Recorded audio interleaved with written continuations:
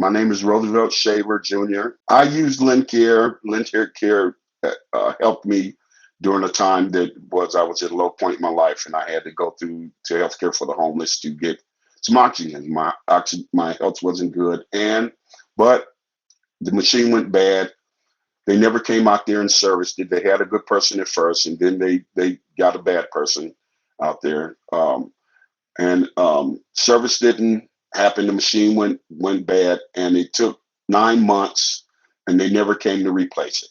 They never called or checked on me, and so I took the machine back myself at 7/18/16, and I went to the bank here recently in 2020 to 2021 to check on a bank loan, and they've charged me for something I turned in um, years ago, and it's ruining my credit.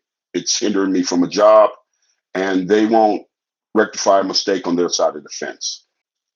If anybody from Lincare is listening, I hope somebody higher up sees it and quit being a jerk about it, and because I don't want to sue. Um, and please take that off my record.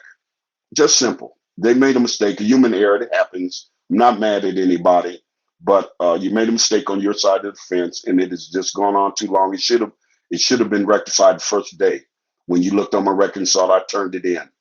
And so now you must have seen it because they lowered the bill from 2,300 down to 1,000 and something. So somebody at the top saw that, and it's not right. I don't owe you a dime. Please fix it.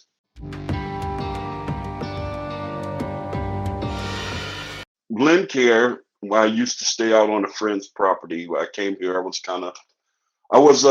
a disabled Marine Corps veteran in 10 years in the Marine Corps, and the company I was working for. I developed CPOD because of the fumes and stuff inside where they had me. I was doing inventory control for the CSI unit for power service here in Casper, and the fumes and the welding and the industrial paint that they were doing in there. We had no respirator, no nothing, poor ventilation, and I developed this CPOD. Anyway, I ended up where I was staying at on the guy's property. That I ended up getting health care for the homeless, and they brought out a oxygen concentrator out to the property. And the girl that used to service it used to give me great service. She would call me every couple of weeks and said, "Mr. Shaver, do you need anything?" And then she was always there. Like I said, they bought the concentrator out there, and the service they provided for it with one lady named Nessie, and she used to come out there and she would take great care of me. She would come service the machine. It ran fine. Then for whatever reason, she got moved somewhere else or went on another route. And then the guy that came and done it, he just came twice, and I never saw him again. Okay, the machine stopped working. I called Lincare and would over and over again, "Would you please come out here? The concentrator doesn't work. Come pick it up. Bring me another one." They never came. 8 months, 9 months, this thing sat by my friend's door. I basically had no oxygen.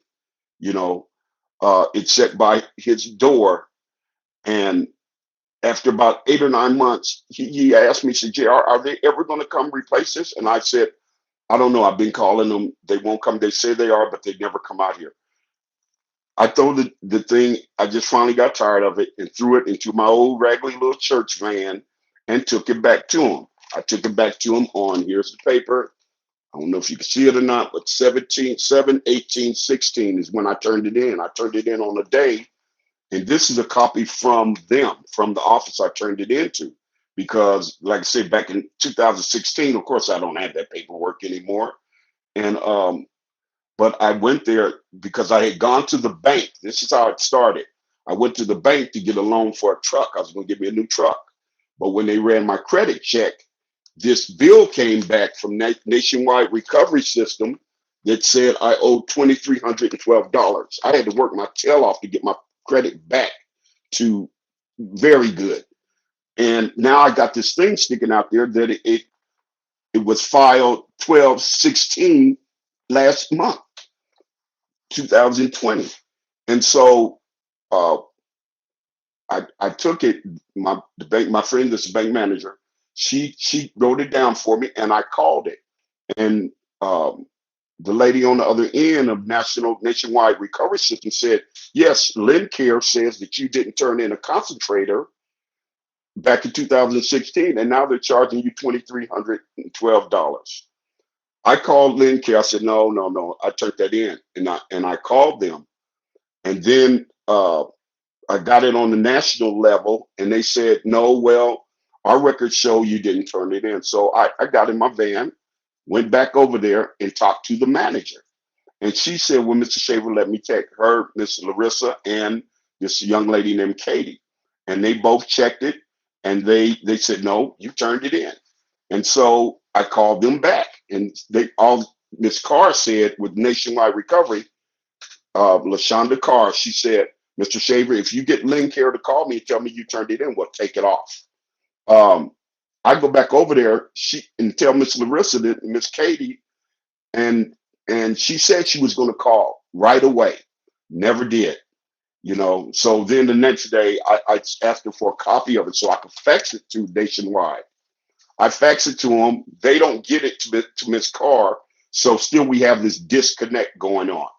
Anyway, uh, long story short, that everybody in Lincare, from the local level where I'm at, all the way up to the national level, all of them have these certain grades that they can only look so far into the computer on the records. Here on the local level, it's wiped out because I turned it in. That record is gone. Only thing they had was my receipt, and they printed it off for me.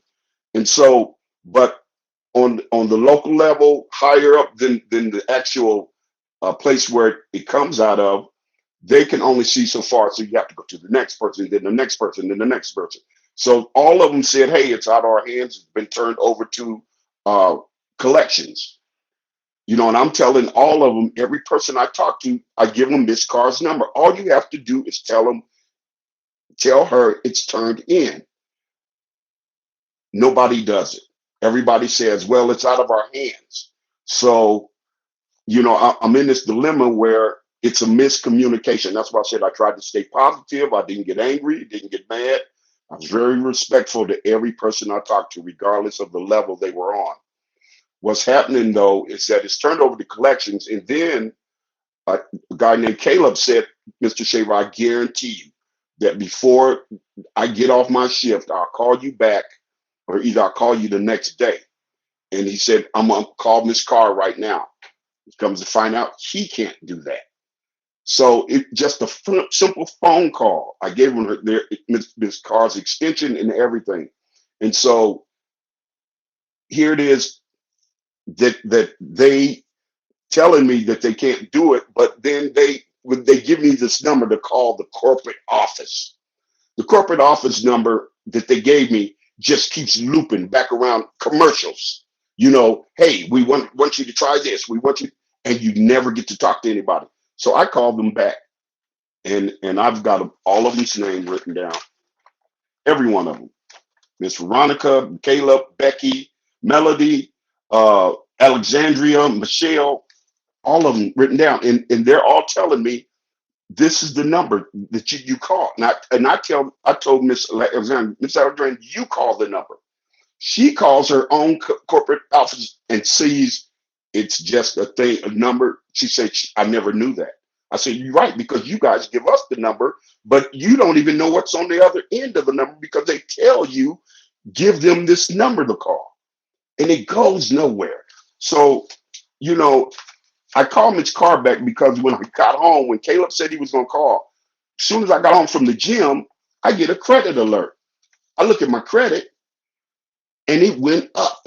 So I thought he got through, Miss Carr wiped it off, and it just happened that fast. But it wasn't that. It was another thing that boosted my credit.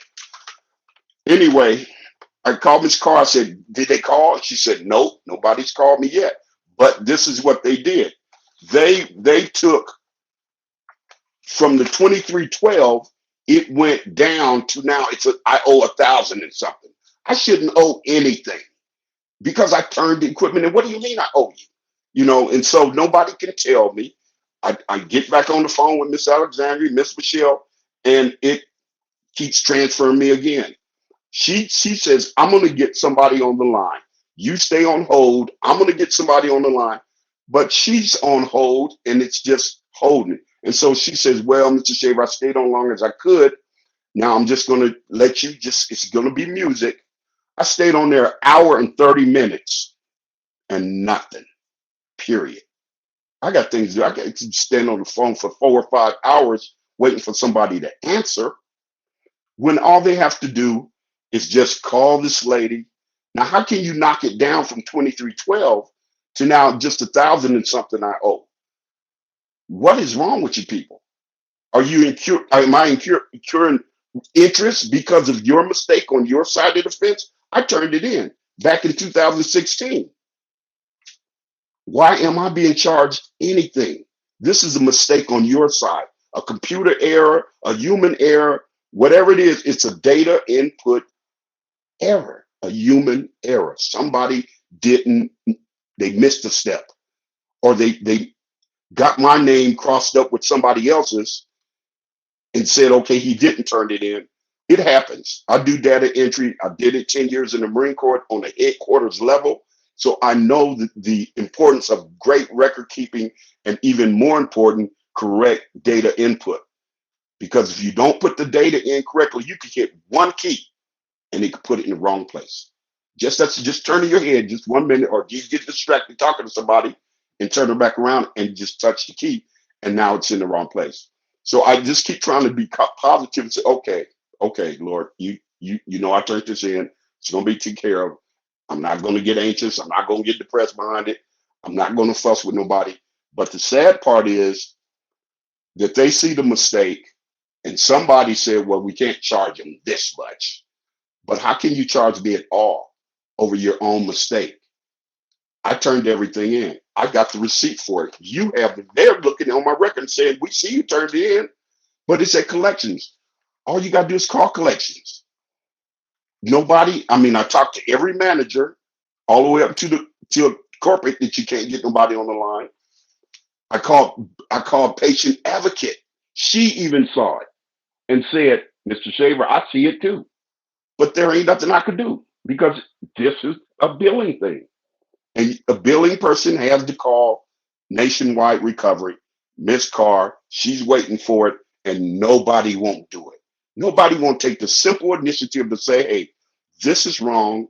We made a mistake. Let's fix it. Now, if I flip it over, you guys are ruining my credit, and I'm looking for a job. I worked at the airport. I got laid off April the 2nd because I thought my job loved me enough that they didn't think it was a good joke for April Fools to lay you off for COVID. So for a whole year, I've been laid off and unemployed. I'm a disabled veteran. And now this thing is jacking my credit up from getting a new vehicle, from this is probably why the employers are overlooking me because I have saying I don't pay my bills. And that's not correct. That's not true. So I might be getting my resume might be getting pushed to the back by a simple credit check that they won't fix. So now if I sue them because of this is a character thing, and because you won't fix it, and I could possibly be losing income, do you do that? Or do you have mercy on them? And they're being stiff-necked about it and trying to charge me get something out of nothing. I didn't do anything. So where do you stand? How do you balance that? And as a believer, you try to say, okay, well, I want to have mercy on them. I don't want to sue them. I just want it wiped off my record.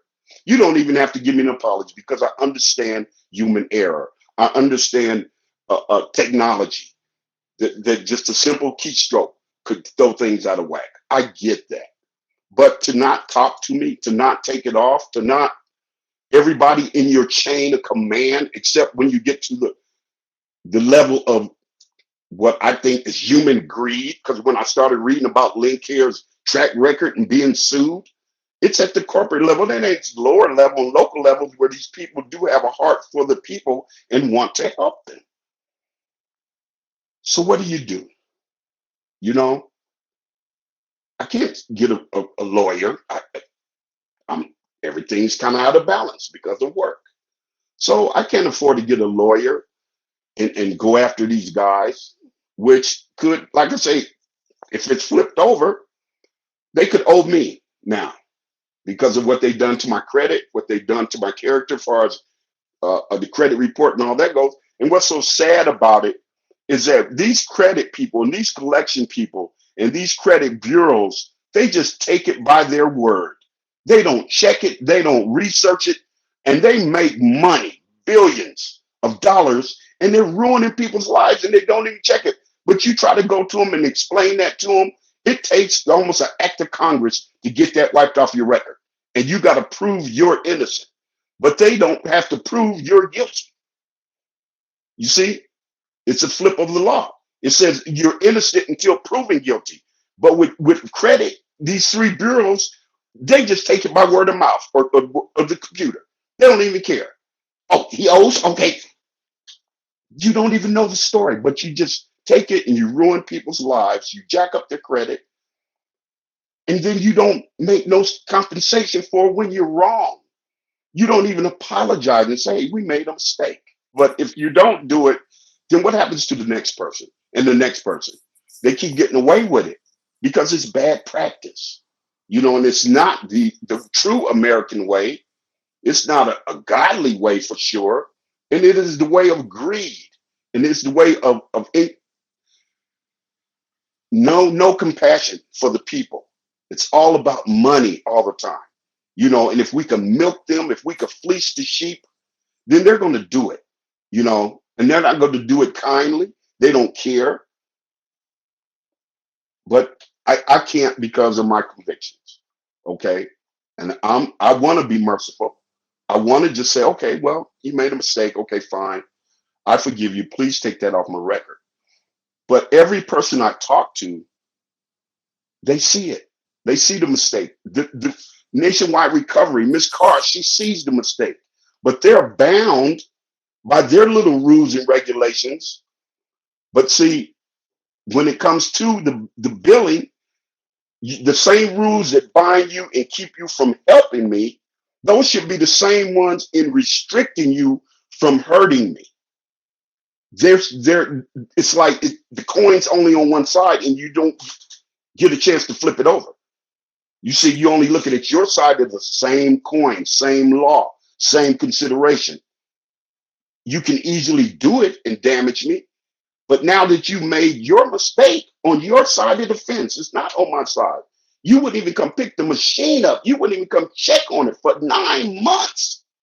Not even considering, what about my health? I didn't have a machine for 9 months. And you don't even care? Really?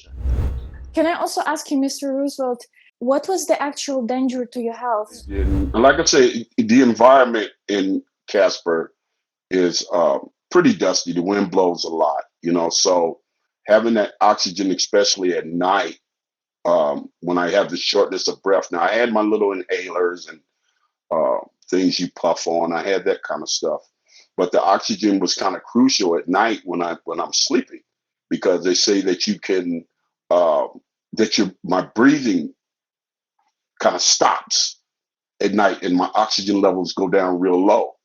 I remember when I was in the hospital that I didn't have the oxygen on and I was up shaving. And one of the nurses came by and said, Mr. Shaver, why don't you have your oxygen on? I said, because I don't feel like I need it. And she checked my oxygen level and it was like 82, 81. She said, well, Mr. Shaver, I don't know.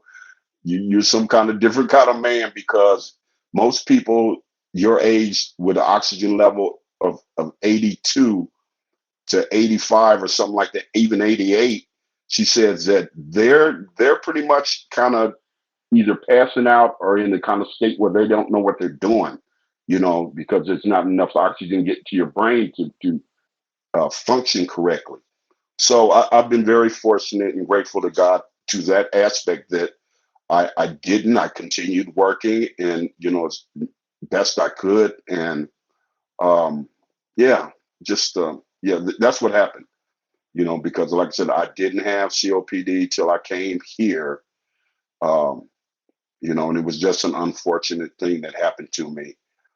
Um, So I don't need, I could have sued my job too as well. So, but I didn't.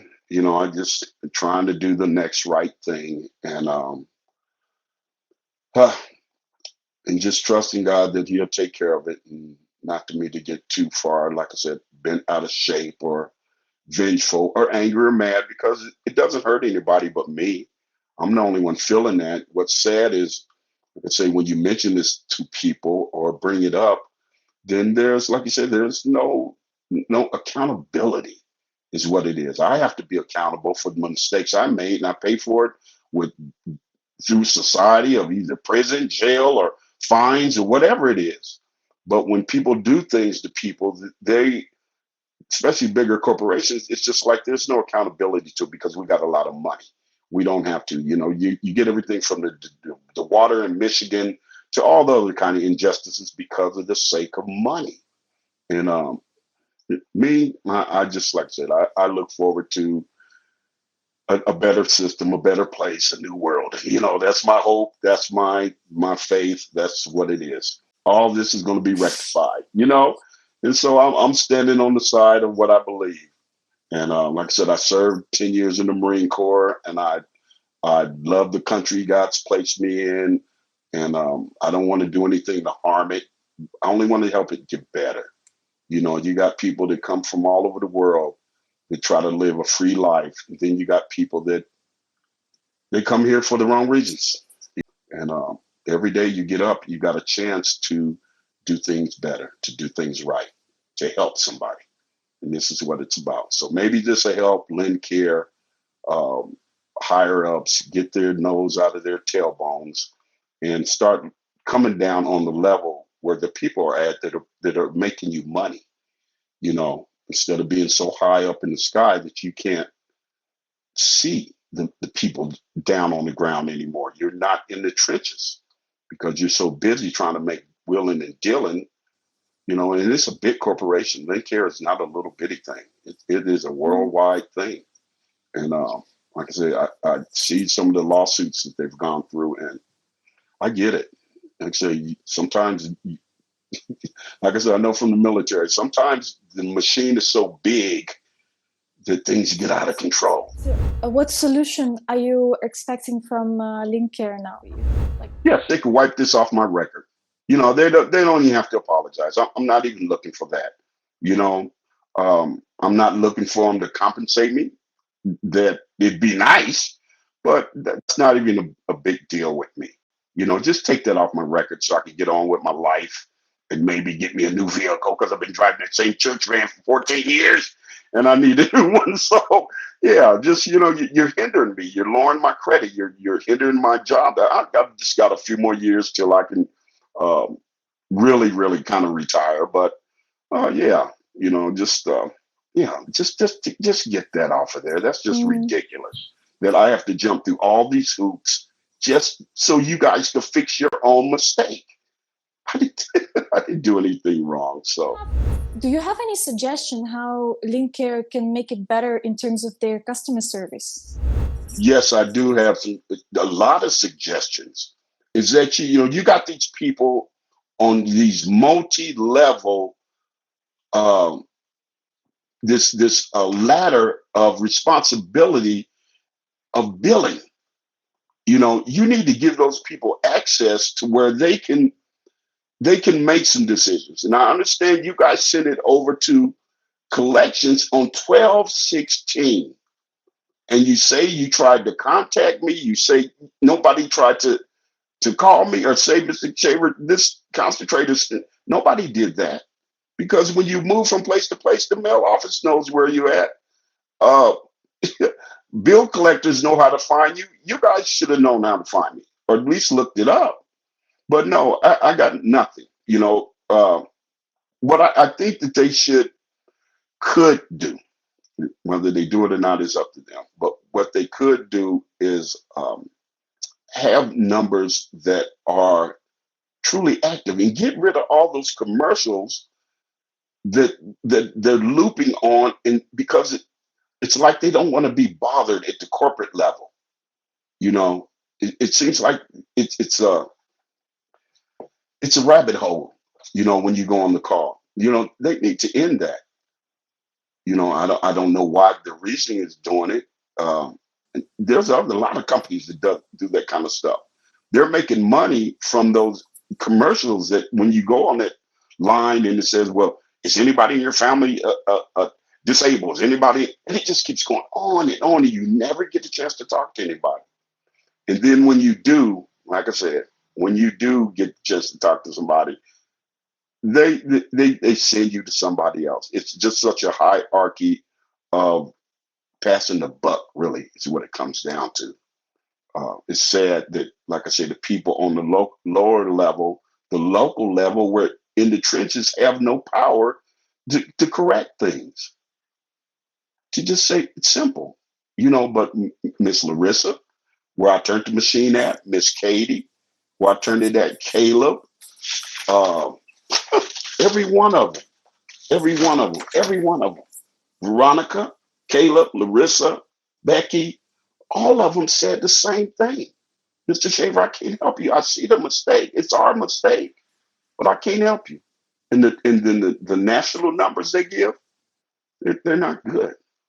They could fix that. They could fix that with a phone call. They could fix that with their IT tech, because I worked IT administration. IT tech fixed that. Why they don't do it, I don't know. Because Mm-hmm. I guess, like I said, a lot of corporations, they don't want to be bothered with lower level stuff, but they won't fix it.